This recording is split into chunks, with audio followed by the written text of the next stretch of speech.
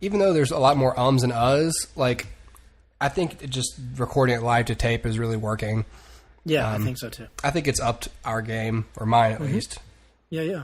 I meant to imply that I won't speak for you, not that I've improved, but not you, Dustin.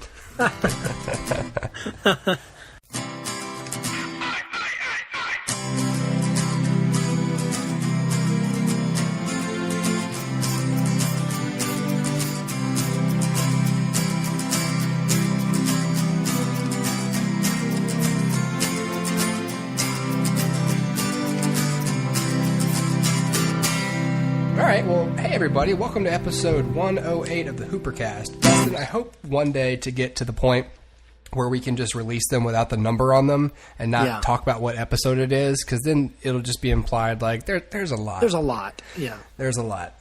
That would be nice. Yeah, it would be. How was your weekend, Dustin? We did a prereq last week. We were both a little bit busy. Yeah. The holidays have everybody scrambling. I'm good. How are you? I'm going to make it. Yeah. I'm a little tired. I know that people hate... How do you feel about this? I've sort of been thinking lately, like... I'll read all this stuff from people about, like, on the subject of happiness and stuff, and how it's your responsibility to the people around you for you to be happy, because then you spread unhappiness. And but then it's like... So when someone asks me how I'm doing, and like I just got run over by a bus, do I tell them everything's great? Or do I tell them like, well, I'm in a whole lot of pain? Yeah. So what I tell people at my morning job is I just kind of smile and I just go, I'm gonna make it, because that really is like as realistic and as happy of a portrait as I can paint for how you doing? Well, I'm exhausted every single day. I'm hungry. I'm worried about money all the time. I'm feeling a little insecure about my abilities to meet the expectations of fatherhood, and just stuff like that. And for them to just go, oh, because they don't really care how you're doing, and if they do, they didn't really want the whole story. Right. It's just kind of small talk. Yeah. But, it's just I'm going to say something so that it's not awkward. Yeah, the alternative is passing without saying anything, and in the South, that is a big no-no. It is indeed. And see, this is hard for me because I hate small talk. Like I don't know if it's the screenwriter in me, but I'm looking at it and like, what's the point? Like, what is this? How does this contribute to the overall story of my life? How does this advance the plot? Right, exactly. That's pretty much the way that I look at it. It's like if you're asking me like, hey, nice weather. How's the weekend? Be like, oh, it was good. Oh, cool. Well, if all you wanted was a one-word answer, then you obviously didn't care. So why did I answer? Yeah. And why did you even ask? See, it depends on if your life is a very straightforward kind of movie, or if it's like a contemplative indie film where that's supposed to be some kind of big metaphor for capitalism or something. Right. Well, see, but in my world, I'm in an action movie all the time. So these are all just getting to the next set piece. They're supposed to be building tension or drama or stakes. And if you're saying how's the weather, I'm like, that doesn't build the stakes. You can cut that out. Deleted scene right there. Bonus material. I like to think of my life as a Greek tragedy. I think I like to think of my life as a sitcom, which is not quite as funny as it hopes to be. It's more dramatic. And like as the seasons go on, the comedy wanes in favor of the drama, but the fans like it that way. Damn, Dustin. Deep analysis. I know, right? Man, you got an analysis for everything. I thought I was the most analytical person I knew. And the more we do this show, it's like, no, it's Dustin. Dustin has thought of this. Dustin has his opinions in a buck slip in his brain somewhere, just ready to read off. Like, actually, I've thought about this. Same with dreams. It's like I don't remember my dreams, but Dustin's always got interesting dreams that actually carry some sort of meaning and weight. And for me, I don't dream about really anything. I don't think I hit that stage of sleep. I don't think I achieved the stage of sleep that's required for the retention of dreams. Although I did wake up last night in a horrible dream that like my car just slowed down and then I was ambushed by 3 armed men who stole it from me. Oh my gosh. And I woke up terrified. I had a dream like 2 or 3 nights ago that I was in a CVS with somebody that I didn't know, but we were friends, and so but it was just some make believe person, and like we were shopping, and they were feeling sick, and so I handed them I had some prescriptions because I had made them sick with what I had, so I gave them one of my pills to take, but. What actually I did was give them the whole bottle, and when I turned back around, they had taken all of the pills. Oh. And I was like, oh my gosh, we have to call the ambulance right now. And he was like, what? I'm fine. And then his jaw fell off, and he started to like melt. And then I was like, oh my God, I'm going to jail forever now. Oh my God. Because I gave a guy a thing that he was so allergic to, and he took too many, and now he's dead. And then I woke up thinking I had murdered a man. Dude, my doctor scared the pants off of me. Let me rephrase that. That sounds bad. That does sound bad. I mean, he had to check some things while your pants were off. So he wasn't that kind of doctor. He was the ADHD doctor. He had no business around my pants, period. Oh, gotcha. I guess neither does any doctor, really, for the record. This is going well. Very well. He scared the poop. No, he didn't do that either. He frightened me and intimidated me at one point because he would give me my medication, which is essentially, for anyone who doesn't know, Ritalin, Metadate, Strattera, Concerta, Adderall. They're all cardiac stimulants. They're basically little meth tablets. It's an amphetamine. Yeah. Deoxymethylphenidate. And it's speed. I mean, it's a stimulant. And they, and he said, no, you can't give this to anyone else at school. I was like, okay. He's like, sure, whatever. Seriously, if you do and like something happened, like that's a felony. It would go on your record as you dealing drugs. And then I look back on that now and I'm like, are you kidding me? Like, did he seriously try to like, did he think I was going to deal with my friends? Like, guy, probably. Trust me. These pills are expensive. I'm not getting rid of them. I'm not wasting them on my friends. Like, I know, right? Please. Yeah. Not only did I not do that, no one ever asked me. This idea that like, oh, the kid, they're pilling around, like not where I was going to school.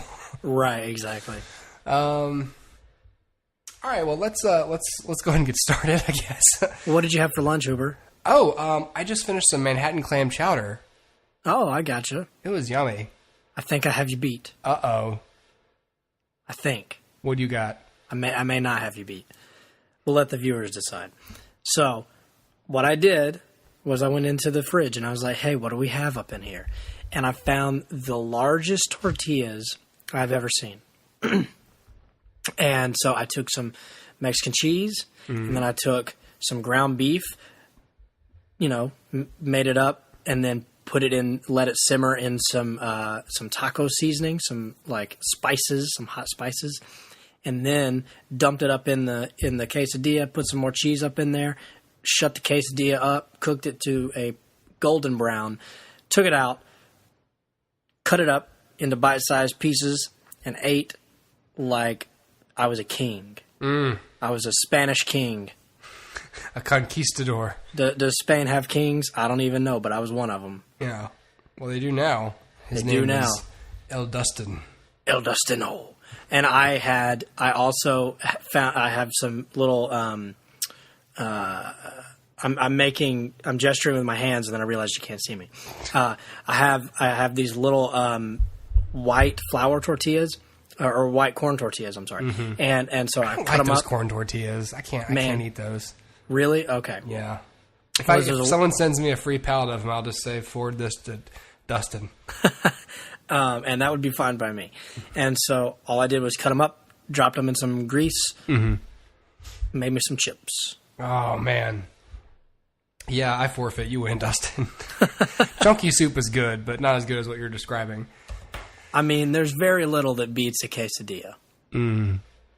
For a while there, my wife was really craving Taco Bell, so I'd be sent on a lot of runs to go get It's funny that I say runs because, Taco Bell. Because yes. But they would, well, there goes one potential sponsor. They would, I'd go and get like a Crunch Wrap, and then I remember how much I used to love the chalupa. It's so freaking good. All right, hope you guys are good and hungry. Yes. So today we're going to talk a couple movies. I saw a documentary. Surprise, surprise. Amazon Prime just has a lot of docs. Like, they don't have a lot of movies I really feel the need to see that much, really. Sure. So I just, downloaded this to my phone and took it with me. So that tends to be like my weekly movie decider, really. Trust me, it was either that or Home, which my wife insists I see, but I just don't want to. For the record, I did see Jurassic World and Mr. Peabody and Sherman this past week. But since we've covered them both on the show already, I don't want to really burn the time talking about them. But they're both good movies. Oh, man, they are. I mean, I essentially, real quick, my review of each of them is, Jurassic World is just good, harmless, fun. It was pretty good, and I don't see what everyone's problem was with anything, really. It was the heels, man. She can't run in heels. Yeah, well, the whole point is that I don't know, who cares? God, who cares?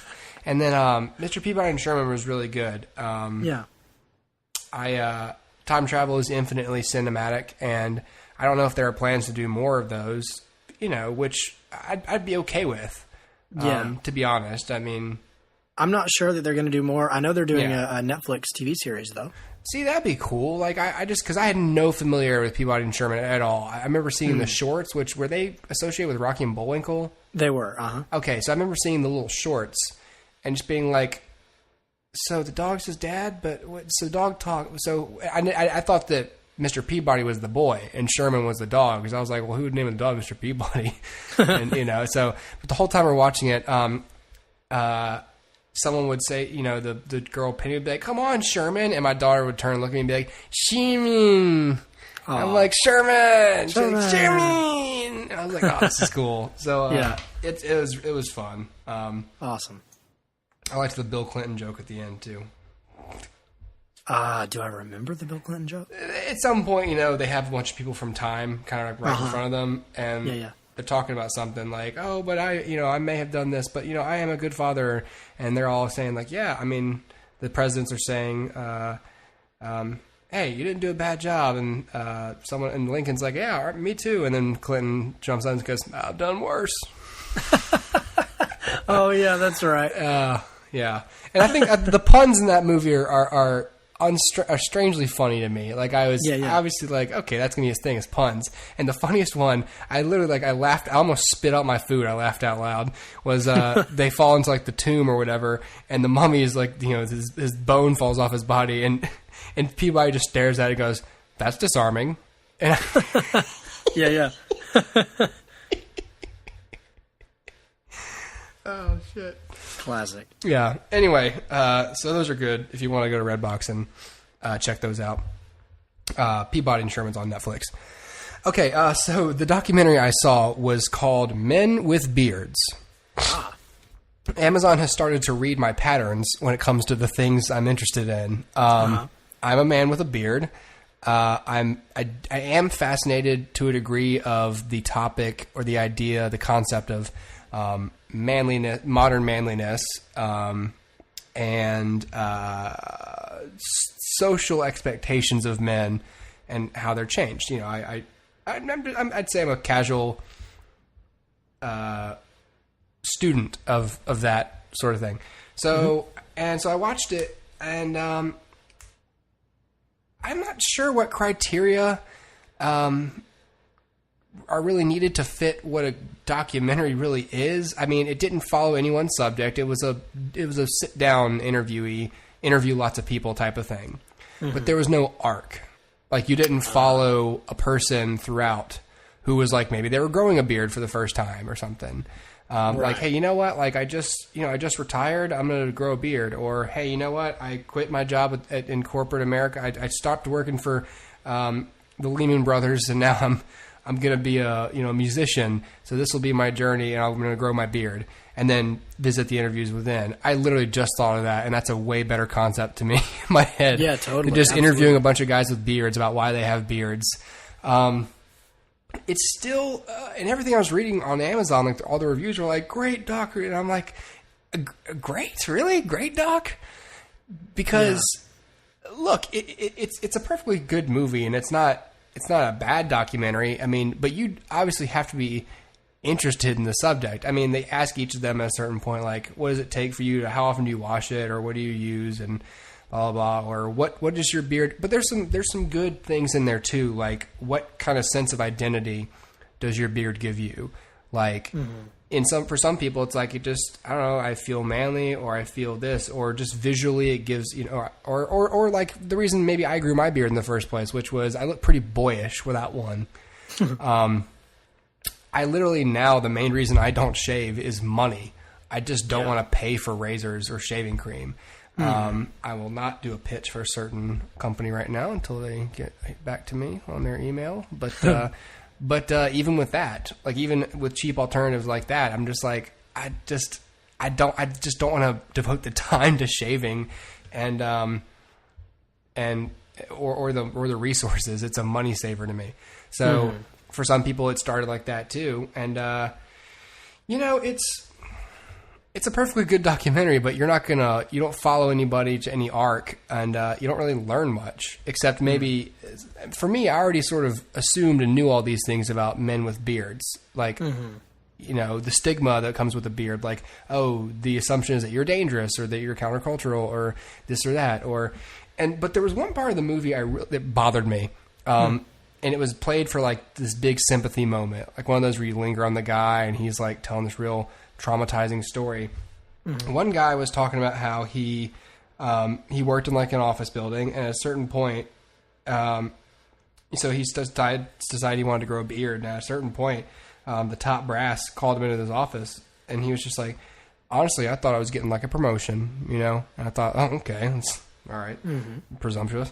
And then he's like, they basically told him like, the beard's got to go. Like they essentially gave him the impression like, you need to, shave the beard, or essentially you need to find another job. I don't know if they explicitly told him that, and he never said they explicitly told him that, but it was one of those like, it was basically this. Understood. And I thought, okay, so how much of this did you read into? I don't know. And he was just like, and then, part of me just wanted to just straight up go get my things, out of principle, but obviously like the constraints of, family and fatherhood, I had people to provide for, and I just thought, boo hoo, you have a job. I know, right? And I have felt no sympathy for him at all. In fact, I hated him. Like, he was fine before then, but then it was almost like he was saying, I really want my beard, but if there was no social stigma around abandoning your family, which I feel like there's only half of one nowadays, but exactly. If there was none, I feel like he would have said, well, I really don't want to shave, so see you, wife and kids. Yeah, but I don't want to be judged for abandoning my family, so I won't, So anyway, it was just one of those where I was like, so your boss essentially told you, hey, there's a dress code at this job, and you need to not grow this ridiculous, dirty-ass beard out. And he just, and his sons were all there with, and one of them sort of like put his hand on his shoulder as if to like comfort him. And I'm like, are you kidding me? Or like, thanks, Dad. Like, this big sacrifice. I'm like, oh my God. Of most things in life, your beard will come back. It will be there. Like, it's not it's not like it'll be too late once you retire. And exactly. And they're like, well, it looks good now, Dad. I'm like, oh, give me a break. So that's so dumb. So people like that, but so and here's the other thing. When the documentary ends, they show everyone's names like on title cards, Guess what occupation was the most common amongst all of them? Tell me. Hold on. I want you to guess. All right, so these are all of these people have beards. Have beards, yeah. The most common occupation. By the way, the title being Men with Beards, beards. You get the idea. Beards. Okay, yeah. Either as opposed to women with beards. Maybe a mechanic. Okay, that's your guess. Sure. Now you're doubting yourself. Yeah, no, not myself. No. One guy fixed bikes, and they literally just said that, like, or it said bike mechanic or something. Okay. Musician. Okay, yeah. One dude was performance artist. One guy was an editor. And then the rest were, it just sort of grouped them as like a family. So like maybe a few guys were retired, Gotcha. or it didn't say. And I just thought this would be a lot more interesting and a sign of the times if it said engineer or CEO or entrepreneur, this or that. But it was like, oh, this doesn't surprise me. All these guys who essentially work on who essentially have 1099s and invoices as their way of income. They don't work for a company. You know, they essentially freelance and do artistic work for a living. Well, then, yeah, all you guys have beards, but you sort of just admitted at the end of the movie you're not covering a wide scope of men. You're covering a small scope of men. You're covering a wide age range. Sure. And then one guy was like, it just said, you know, he was talking about how his son, and he's like, yeah, I just started growing up after my son was born, and now that's just how he sees me. And so his title at the end was Samson's dad. And I was like, so is he a stay-at-home dad? Or I was confused, you know. And I just sort of thought, during the movie, I was thinking about the concept, Dustin, of how beards are ubiquitous these days. They are not really it's actually countercultural to probably not have a beard right now. And I was thinking about how the pendulum swings culturally. You know, we go from, and they talk about this in the movie, like there's old paintings where nobody has a beard, and then at some point, like, all the men have beards, and then it swings back the other way, and then it goes into the Civil War, everyone has a beard, and then it goes to after World War II, and no one's got beards, and then in the 60s and 70s, it was a countercultural thing to grow beards, and now, obviously, this is a 2013 documentary, but they didn't really mention. They obviously sort of implied it, but they didn't even really. I don't think anyone came out and said today like beards are essentially the norm, like they're destigmatized. And I just kind of thought, what an opportunity! And again, if you were to show engineer, like, dude, when we interview people in the news, I'm looking at people who are like, you know, county commissioner this or this guy or this guy. Freaking Paul Ryan has a beard. The Speaker of the House, just grew a beard. Like.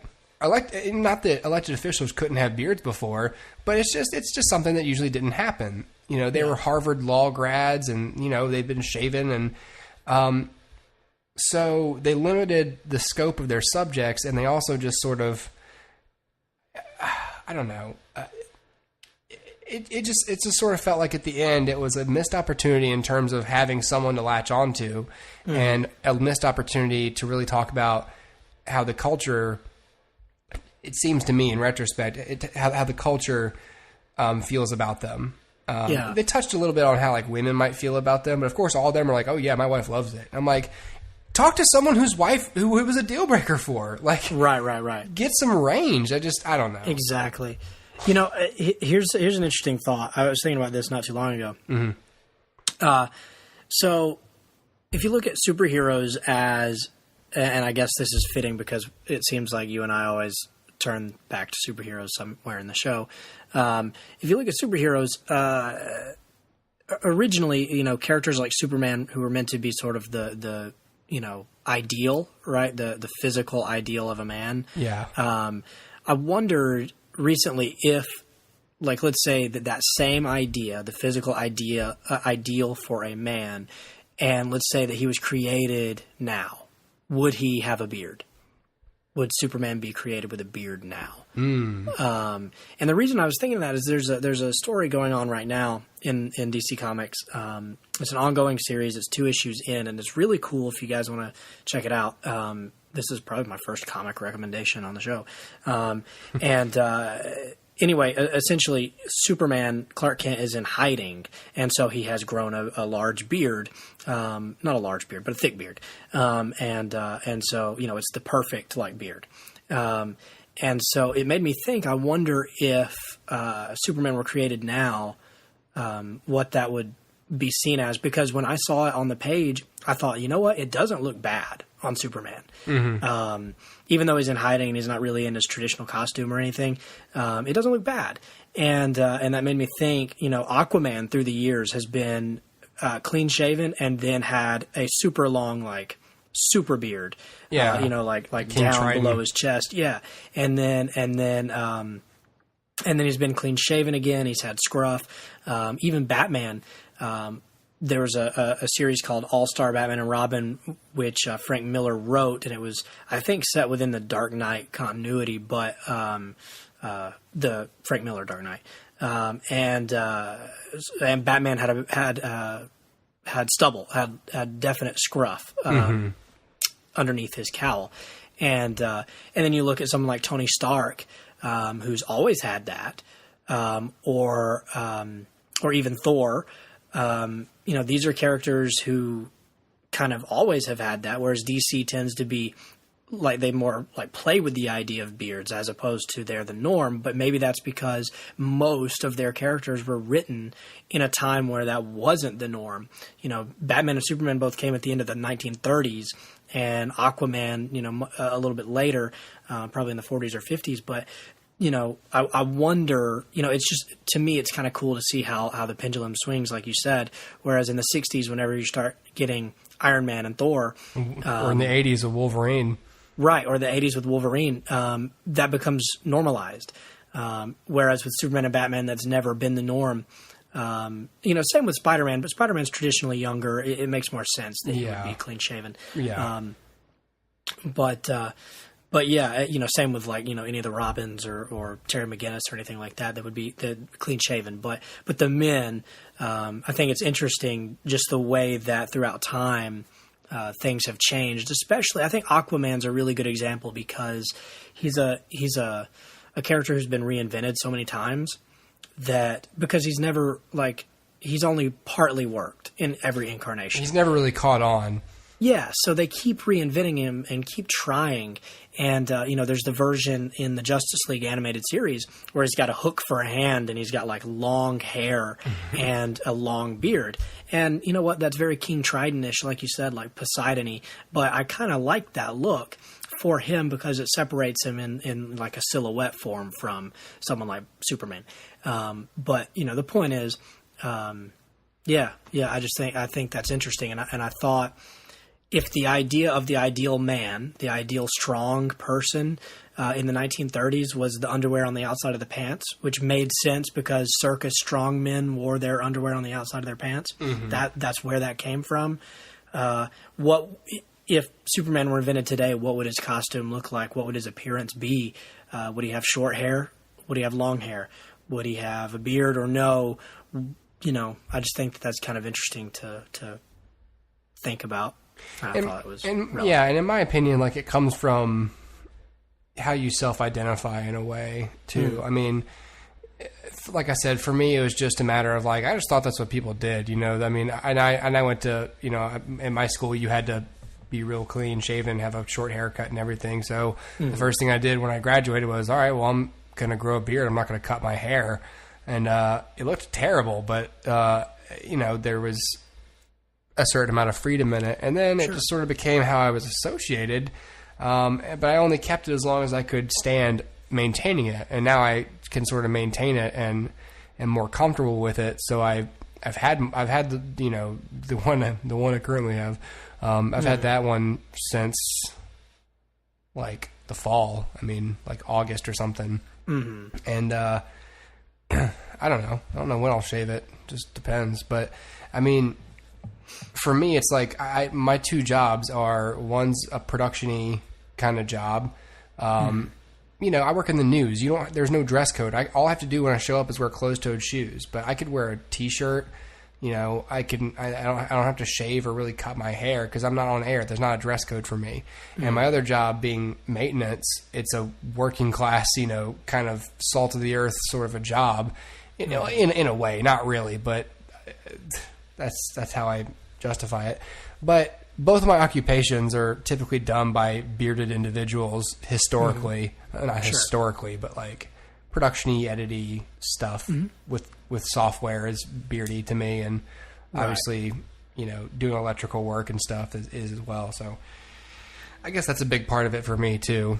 And just the fact that I can grow one. I mean, I can't grow the best one, and it is one of the first things I notice on men is, okay, can he grow a beard? Is it a good one? Should he not? It's, so. Yeah, see, and I don't grow much of a beard, but in a way I'm thankful for that because I like my long hair, and I think if I had a thick beard with the long hair, I would look like I was homeless or like I'm Tom Hanks in Castaway. So I wouldn't do that anyway. But at the same time, I've got a little bit of a goatee going on and a little bit underneath my chin, coming back and then a little bit up, like sideburn connected to the goatee kind of a deal. And it's light, but it's there. And it's, simply, I think, because if I were clean shaven with the long hair, I don't think that looks good either. So I think for me, the long hair sticks me in this place where I've got to be like on the lighter side, but with something. And so I'm kind of thankful for the way that all worked out. Yeah, I think Dustin, if you had like a super thick beard, you could totally pull it off. You do that thing where you do like the beard ponytail where you just tie off the front of it, so it kind of just goes in a nice little. I think you'd totally pull it off. Your thing is like you have really like good fair skin. If I may say so, like what part of what gives you a younger base appearance is you have good skin. So if you had like a big thick brown beard, I'd sort of look at you and be like, is he wearing like a fake beard? Right. And then after a while, I'd be like, oh no, it's real. It's totally real. Right. Exactly. You pull it off. You just gotta wear a lot more flannel and stuff. Yeah. A little more lumberjacky. Yeah, lumberjacky. Anyway, Men with Beards is on Amazon Prime Instant, and if you subscribe, like it's not gonna ruin your day. So it's my seal of approval. Won't ruin your day. You know what else won't ruin your day, Dustin? What's that? Letterboxd. Oh yeah. Right now, listeners of our show have the chance to win a free 1-year pro account upgrade or extension on Letterboxd. For those who do not know what Letterboxd is a social network for film lovers, and it lets you track, rate, review the films you watch, follow other members to get recommendations, publish lists of films, and plenty more. It's free to use. That's the good part. It's not going to cost you anything. But a pro account provides additional features such as customized summary of your past year's viewing. If you want to enter to win this free upgrade or extension of your pro account, you can email us at HooperCast@gmail.com for your chance to win. So what you need to do is just email HooperCast@gmail.com, type Hooper in the subject line, and also include your Letterboxd username in the email. The winner is going to be selected at the end of each month. That's not including this month, December. I'm just sort of giving you guys a head start on this in case people, are behind on episodes and stuff. So January's winner will be selected at the end of January. Again, that's letterboxd.com, letterboxd.com. No ED, just BOXD.com. And you can also follow the show on Letterboxd. We have a page on there. Right now, there's nothing on it because I just didn't really know how we should set it up, but it's going to basically include any films that Dustin or I see. So it'll be treated as, the show's page. It's not Dustin's page. It's not mine. It's for the show. And maybe little snippets of our thoughts on the said film. That's just as soon as I can figure out a way to maintain it that makes sense for you guys. So again, letterboxd.com. Search us on there. We're HooperCast, just like the name of the show. And awesome. So enjoy that. Enjoy Letterboxd. It's a pretty cool thing because a lot of times, how Facebook used to have, like, it still has, movies I like and stuff. Mm-hmm. But I never search anyone based on that because that's not what I use Facebook for. But Letterboxd is specifically for that. And exactly. I took a chunk of your time, Dustin. I'm sorry. So let's get right into the main reason we're talking today, which is you saw a film And when you told me what you were seeing, do you remember? What was it? 2 weeks ago, we were talking about what was coming up in theaters, and I said, "Oh, here's a film called MI5," but it wasn't Mission Impossible 5. It was a Kit Harington movie that just was called MI5. Yeah, and the poster looks very similar. The poster has like fire on it, and he's holding a gun, and he's got the long hair. So when Dustin said, I saw MI5, I thought that's what he was talking about. And I thought he saw it because we mentioned it. And I was like, God, why'd you spend your money on that, Dustin? No. And then in the true sense of Jon Snow, I knew nothing.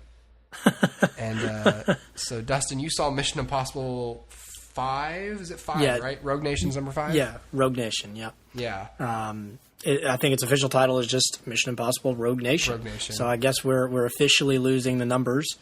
Yeah. I think 4 didn't have a number either. It was just Ghost Protocol, It was just Ghost Protocol, yeah. So the last one with a number was 3? That was called MI3, right? Yeah, MI3. Yeah. Mm-hmm. So, yeah. Which I think is kind of fitting because this is sort of a new series in a way. Still, of course, led by Tom Cruise. But this definitely is different from the original 3. So let me just go ahead and recap it, give you a little synopsis here. The film stars Tom Cruise again as Ethan Hunt, and returning with him is Simon Pegg as Benji Dunn, Ving Rhames as Luther Stickle, and Jeremy Renner is that really as his last name. I think so. I looked it up earlier. I'm trying to remember. Yeah, it is Luther Stickle. Wow. And Jeremy Renner as William Brandt. So Simon Pegg obviously came around in like the 3rd film, I think. Jeremy Renner just is carried over from Ghost Protocol, and Ving Rhames has been it since the beginning. Yeah, so it's a good cast that they've assembled, and so the synopsis is this: the film starts with Tom Cruise, or I'm sorry, I'm not going to call him Tom Cruise. I'm going to call him Ethan Hunt. Ethan Hunt. Trying to get back a whole pallet of like nuclear bombs, and in this mission, you know how like the films always start with like the end of a previous mission or something. Yeah. So that's where we start here, and this mission has been part of an ongoing investigation into a criminal organization known as the Syndicate. And so this, evil conglomerate is over a bunch of things that have happened recently, all off screen, all things between the last film and this film. And so the opening sequence is dadgummit, I'm going to do it. Ethan Hunt, Tom Hunt, Ethan Cruz, Ted Cruz. Ted Cruz, yeah. getting all of these nuclear warheads off of this airplane. Everything's cool, but it confirms that there is an evil syndicate out there. So at the same time, the IMF is under investigation by the CIA. So William Brandt goes with a new face. His name, I can't remember his name. Anyway, he's played by Alec Baldwin. It's just Alec Baldwin, basically. Alec Baldwin works for the CIA, and in his opinion, the IMF is outdated and needs to be shut down because, in his mind, it's sort of they end up lucky more than they are skilled. So he goes before the Senate. William makes his case, and the Senate decides that indeed the IMF needs to be disbanded. So they sort of merge everything with the CIA, and the IMF is no more. Now, at this point, Tom Cruise, who has just confirmed the presence of the syndicate, now has two options, essentially.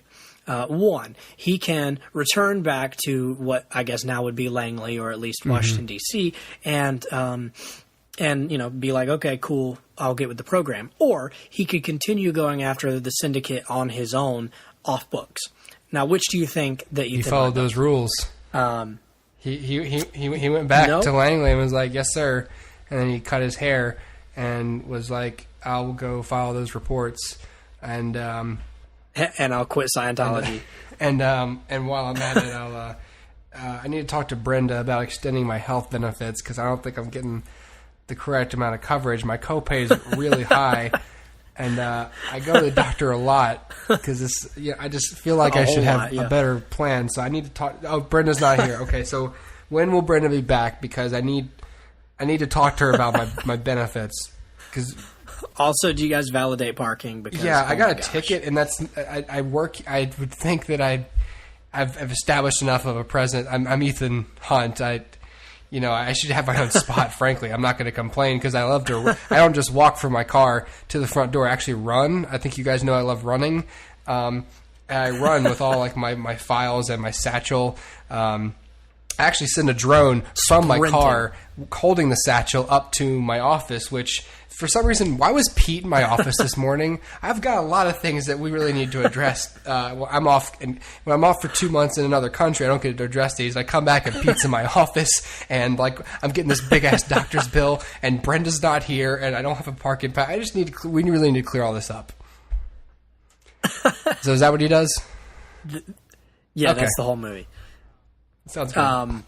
No, so he continues going after the syndicate and of course pulls in some old friends to help him. That's the film at its most basic. There's several more twists and turns involved, of course, and a couple of new faces. One of which is a villain played by Sean Harris, who you may know from something like Prometheus, or the other new face is Rebecca Ferguson, who I don't know that I've seen her in anything. But anyway, she's in the movie. That's the film at its most basic. So here's what I'll say, right? It's difficult at this point to sort of rank the films because A, there's quite a few of them, and second, because they are, I feel, very different now. Because if you look back, traditionally the Mission Impossible movies have been led by Ethan Hunt, and then like Luther's there like sometimes. And that's sort of the traditional structure of it. Now, however, it's more closer to like it's more closely related to the television show where there seems to be now a team that we're going to follow, and they all have their strengths and weaknesses. But so rather than personal character development, we're getting like interpersonal relationship development. So this film takes its time to set up sort of a growth or a deepening of the friendship between Ethan Hunt and Simon Pegg's character, Benji Dunn. And so that's sort of the character arc that you're going to see in this film. Now, here's the thing. I still probably think the third one is the best one. And the reason for that isn't because it had the best, whatever, like that they were trying to do, or the most stakes, or the whatever. It was because we got a peek into Ethan Hunt's private life, and none of the films since have really dealt with that, or before. So this is certainly it's the same way where we don't get to see much of Ethan, but we have all these other faces to get to know, and their dynamics between each of them. So that's interesting. The stakes in this film are pretty high, if never really implicitly addressed. Or explicitly? Explicitly. One of those. Explicitly addressed. It's never like said like, okay, well, if the villain does this, then this. But we just know that if he succeeds in what he's trying to do, it's gonna be bad. And because we've seen what they have done. And so for that reason, I don't know that this film really sticks out as being one of the greatest of the Mission Impossible movies, but it's certainly far from the worst. So it's definitely somewhere in the middle, and it's definitely enjoyable, especially if you like a good action movie, or you like good action choreography, or if you like good action direction, or just like watching Tom Cruise do some cool stuff. This is going to be the movie for you. But I have to point out, this film has a lot of similarities to Spectre. You know, I was going to mention that just from what you're describing, like the investigation into the IMF and with Jeremy Renner kind of being their handler in a way, like kind of like Ray Fiennes, and just the nature of the franchise getting into more of like a grittier, kind of higher actions. I mean, Mission Impossible always had action, but that was really due to having so many different kinds of directors more than like the nature of what would happen to. I mean, Ethan Hunt is a more action-oriented. He's a super spy. He's like an action hero kind of spy, whereas Bond is more. He is action's kind of the last resort. He's sent in for his charm and his ability to think and improvise. Ethan Hunt's like Ethan's gonna. Okay, we need someone to either hold their breath for a long time, climb something very large, or parachute into something, or run very fast without tiring. So we'll get Ethan Hunt for that. Right, exactly.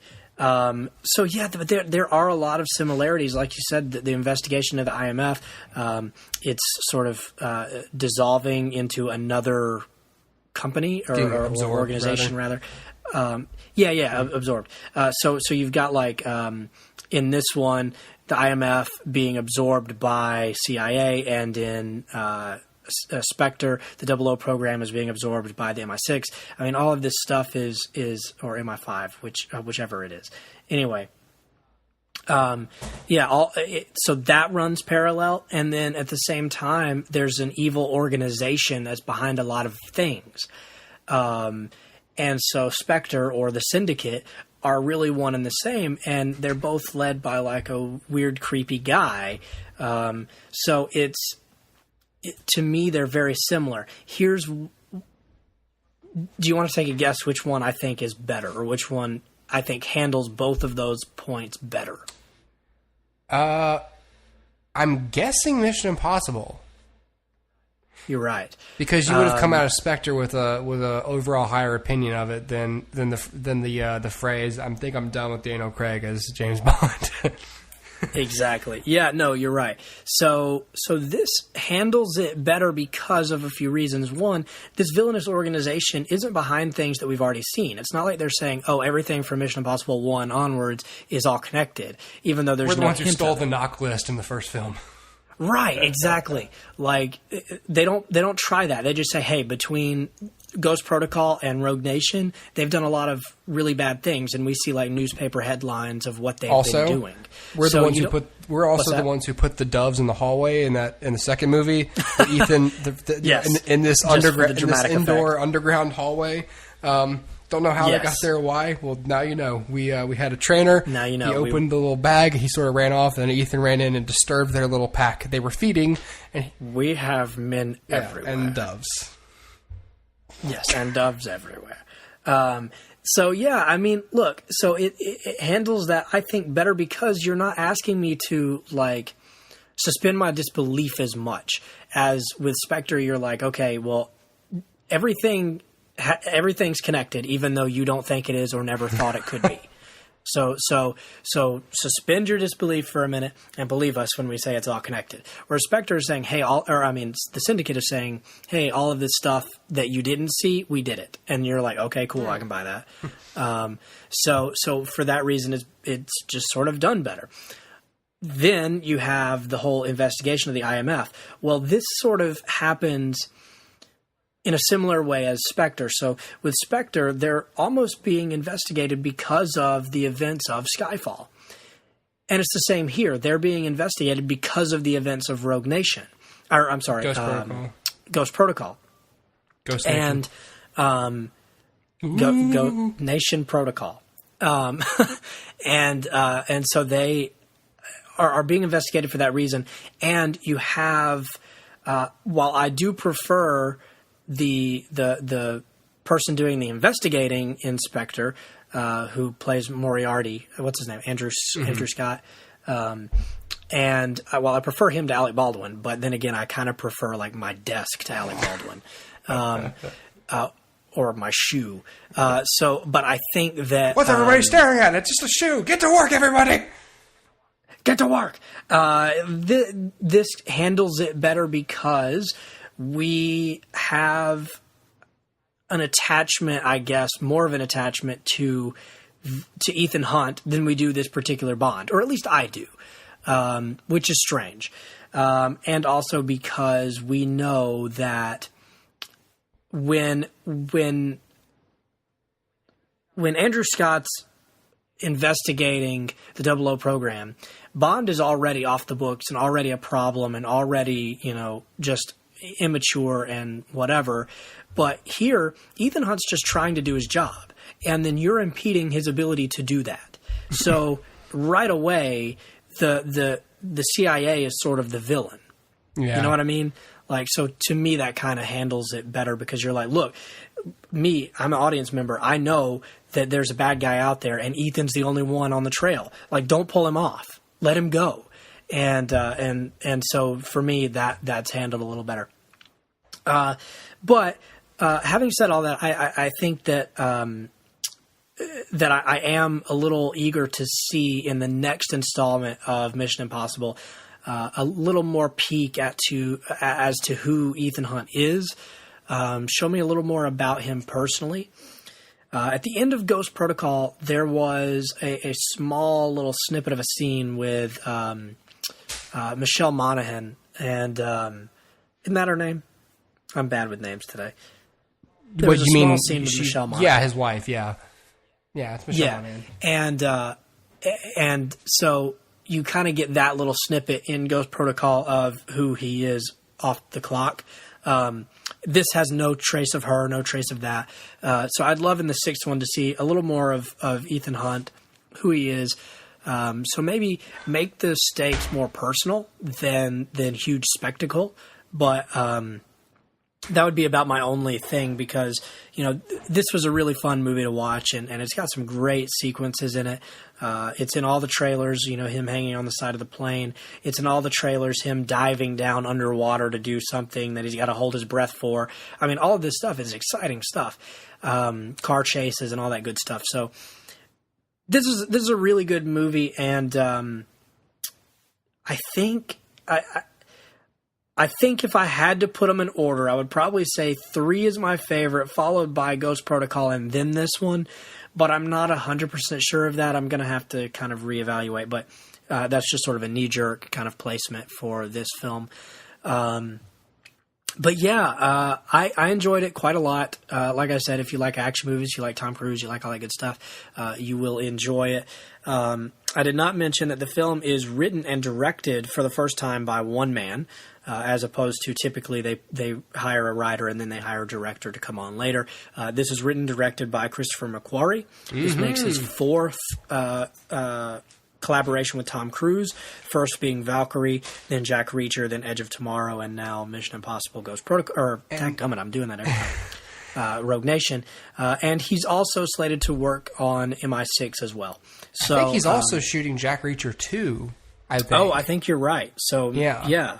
I think you're right. From everything I've heard from him and Tom are real, simpatico in terms of how they like to work. So, I think he found his muse in Tom Cruise, and definitely. Also just a powerful guy in Hollywood who believed in his ideas and would be in his corner to help get them made. So exactly. He's sort of had, because I know Chris McQuarrie, after he'd said the one thing that sucked about winning the Oscar for The Usual Suspects so early was just where do you go from here?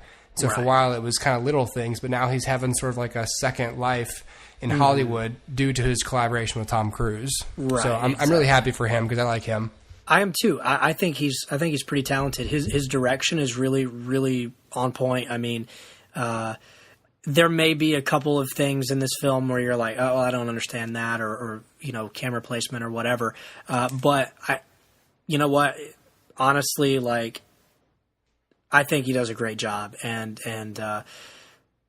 it's clear to me that the actors, especially Tom Cruise, are very comfortable now. Maybe that's just because Tom Cruise has been playing this character for so long. But I think there's a good working relationship between him and this director, and there's a reason why he continues to work with him. So there's a comfort level, and I think everybody's kind of just having a good time. And I love the team they've established. You've got, like I said, Tom Cruise Simon Pegg, Jeremy Renner, and Ving Rhames being sort of the main four. I do think that Ving Rhames is probably redundant at this point because if you remember, Ving Rhames was the tech guy, and now that we've got Simon Pegg, it's a little redundant to have him considering he's more out of shape than Simon Pegg. So unless they transition Simon into more of a field agent kind of a character and let Ving Rhames stay behind in the van, then I think he's a little redundant. And what they could do is kill off Ving Rhames for some emotional stakes, and then bring in someone new and someone a little more diverse. So either I hate that I'm championing diversity for diversity's sake, but I think that's one of the things about the original show that was cool. So you bring in Rebecca Ferguson did a great job if you wanted to bring her back, or even I don't know, just some young kind of up and coming kind of a guy, I think would be really fun. Like a Michael B. Jordan or something. I just want Michael B. Jordan in everything. But, you could go either way. Go with somebody young and like an untested field agent, or, someone even older than Tom who's like forced back into it. But, I don't know. I just think that probably Luther's a little redundant at this point, and Simon Pegg has more charisma. So I would say kill off Luther at in the next film, get Ethan Hunt all emotional, and then have him deliver the beat down on some dudes. All right. Well, I'll definitely. I was going to try and watch this last night so I could contribute to the review, but one, we don't have time for my opinions if I'd had any, and two, I would have had to stay up for 2 hours after getting off work, and I just couldn't do it. So I'll definitely check it out. Sounds good, man. Real quick, in theaters right now, Sisters, starring Tina Fey and Amy Poehler, which I'm not really that interested in.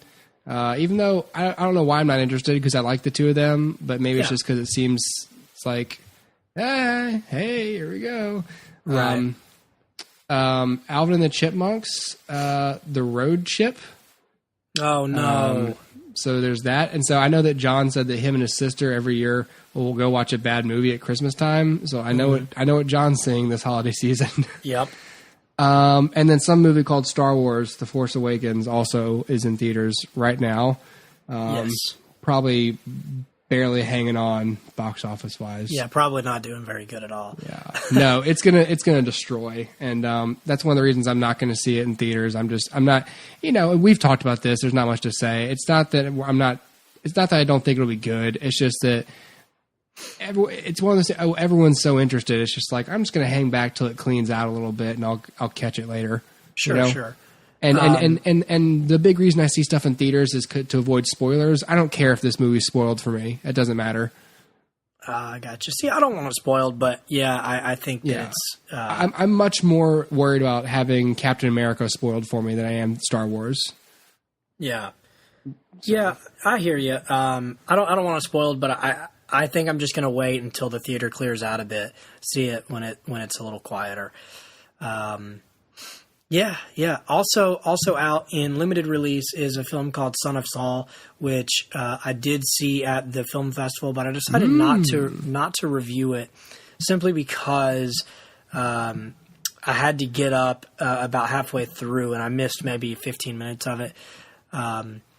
But I will say this: it's a very powerful film that takes place in 1944 in Auschwitz, and it follows one guy who's trying to find a priest, a rabbi rather, who will bury his son who has died.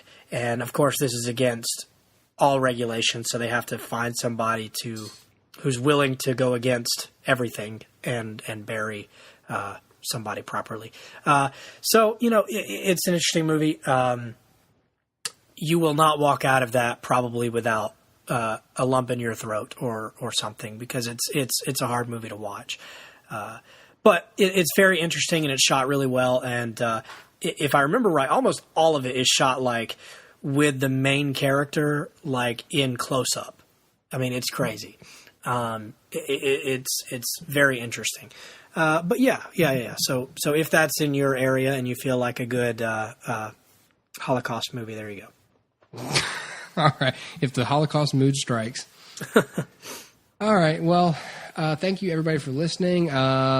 Check us out on iTunes or HooperCast. All the episodes are up on YouTube now, so you can catch us all the way on YouTube. Oh yeah. You can also catch us on Stitcher. We're on Stitcher now, so just if you have the Stitcher app, just search HooperCast. You'll find us there. And also, like I said, try and find us out on follow us rather on Letterboxd, and just keep your expectations low in terms of that for now, just because haven't figured out how best to maintain that so far. But the best way, obviously, to keep up with us is just to listen to the show. But if you prefer written versions of the show, I guess that's what Letterboxd will be, sort of. So, anyway, and like I said, email us, try to get into that contest, get yourself a free pro upgrade or extension, because especially if you already have Letterboxd and you like Letterboxd, but you don't want to spend any money, that's a good way to get in on that. And then maybe you'll like it so much, your pro account will be nothing in the grand scheme. So, anyway. All right, well, next week's going to be a prereq because we are just too busy. It's Christmas week.